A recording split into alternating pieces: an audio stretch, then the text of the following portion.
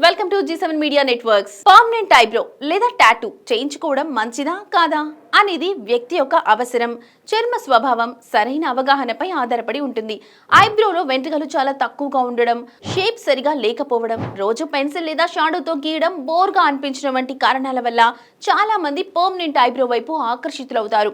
ఇది చేయించుకుంటే రోజు మేకప్ అవసరం తగ్గుతుంది, ముఖానికి ఒక క్లియర్ లుక్ వస్తుంది, టైం కూడా సేవ్ అవుతుంది. అయితే ఇది పూర్తిగా రిస్క్ లేనిది కాదు.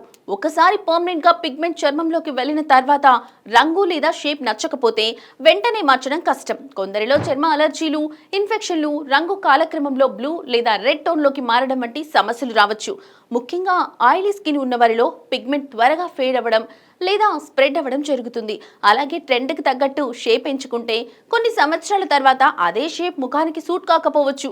కాబట్టి పర్మనెంట్ ఐబ్రో చేయించుకోవాలంటే అనుభవం ఉన్న సర్టిఫైడ్ టెక్నీషియన్ ఎంచుకోవడం, వాడే పిగ్మెంట్స్ క్వాలిటీ తెలుసుకోవడం, ముందుగా ప్యాచ్ టెస్ట్ చేయించుకోవడం చాలా అవసరం.